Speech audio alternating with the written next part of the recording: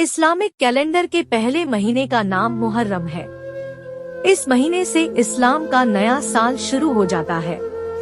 इस महीने की 10 तारीख को इमाम हुसैन की शहादत हुई थी, जिसके चलते इस दिन को रोजा आशुरा कहते हैं।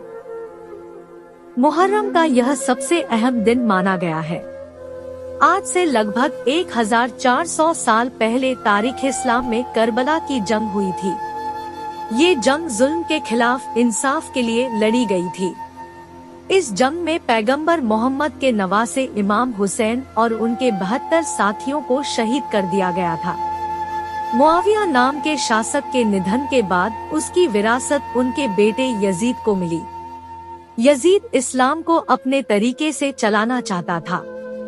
यजीद ने पैगंबर मोहम्मद के नवासे इमाम हुसैन को अपने मुताबिक चलने को कहा और खुद को उनके खलीफे के रूप में स्वीकार करने का आदेश दिया।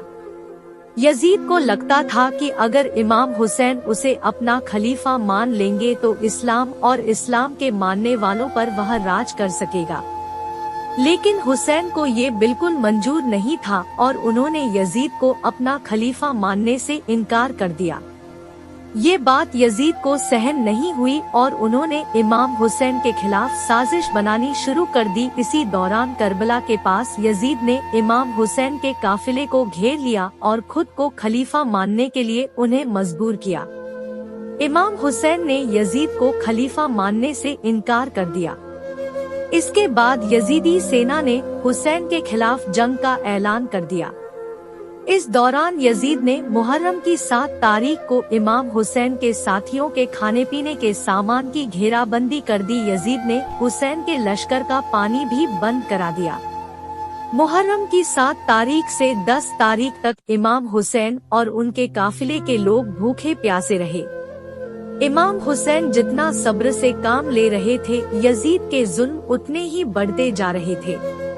मुहर्रम की 10 तारीख को यजीद की फौज और हुसैन के साथियों के बीच जंग छिड़ गई। यजीदी सेना बहुत ताकतवर थी। उनके पास हथियार, खंजर और तलवारें थी, जबकि हुसैन के काफिले में सिर्फ 72 लोग ही थे। इसी जंग के दौरान मुहर्रम की 10 तारीख को यजीद की फौज ने इमाम हुसैन और उनके साथियों का बड़ी बेरहमी से कत्ल कर दिया। इस जंग में हुसैन के 6 महीने के बेटे अली असगर, 18 साल के अली अकबर और 7 साल के उनके भतीजे कासिम को भी यजीदी सेना ने शहीद कर दिया। इसी के चलते मुस्लिम समुदाय इस महीने को गम के तौर पर मनाता है। हुसैन का कत्ल करने के बाद यजीदी सेना ने उनके समर्थकों के घरों में आग लगा दी और काफिले में मौजूद लोगों के घरवालों को अपना कैदी बना लिया।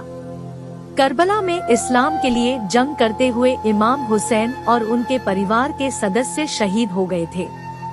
हुसैन की इसी कुर्बानी की याद में मुहर्रम की 10 तारीख को मुसलमान अलग अलग तरीकों से अपने गम का इजहार करते हैं। सुन्नी लोग भी अपना गम जाहिर करने के लिए मातम मनाते हुए मजलिस पढ़ते हैं। वहीं शिया लोग मुहर्रम का चांद दिखाई देते ही गम में डूब जाते हैं। शिया महिलाएं और लड़कियां चांद निकलने के साथ ही अपने हाथों की चूड़ियों को तोड़ देती हैं। इतना ही नहीं, वे श्रृंगार की चीजों से भी पूरे 2 महीने 8 दिन के लिए दूरी बना लेती है। मुहर्रम का चांद दिखने के बाद से ही सभी शिया मुस्लिम पूरे 2 महीने 8 दिनों तक शोक मनाते हैं। इस दौरान वे किसी खुशी के मौके में भी शामिल नहीं होते हैं।